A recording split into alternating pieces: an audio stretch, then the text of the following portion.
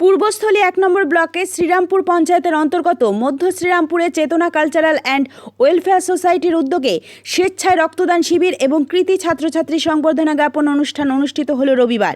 এদিন রক্তদান শিবিরের শেষে মোট ৬৫ জন স্বেচ্ছায় রক্তদান করে।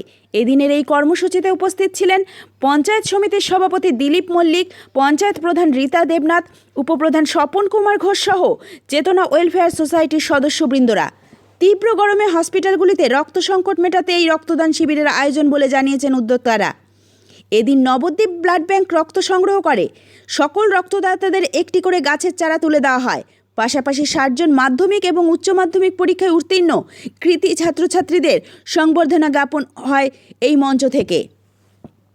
পূর্বস্থলী থেকে প্রসেনজিৎ দেবনাথের রিপোর্ট, সুন্দর বাংলা নিউজ।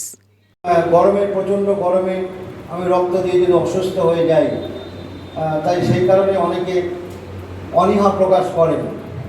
গত পরশু দিনও আমাদের কালনা ব্লাড ব্যাংক থেকে অনুরোধ জানিয়েছেন আমাদেরকে যে অনতিবিলম্বে যদি একটা ধারাবাহিকভাবে রক্তদান শিবির করা না যায়, তাহলে এই সংকট থেকে পরিত্রাণ পাওয়ার কিন্তু কোনো উপায় নেই। মাননীয় মন্ত্রী ব্যস্ত আছেন, তিনি আরামবাগে আছেন, তিনি ফিরলে আমরা আলোচনা করব সকলের সহযোগিতায়।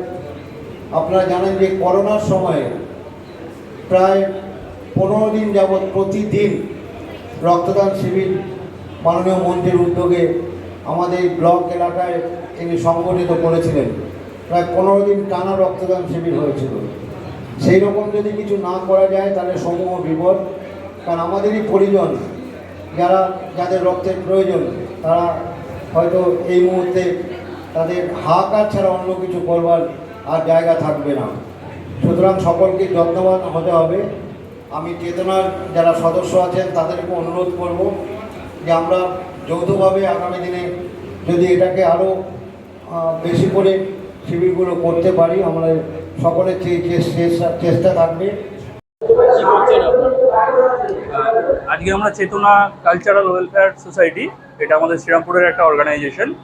আমরা করোনার সময় প্রথম আমাদের অর্গানাইজেশন শুরু করি। আজকে আমাদের ৪র্থ বর্ষ রক্তদান শিবির।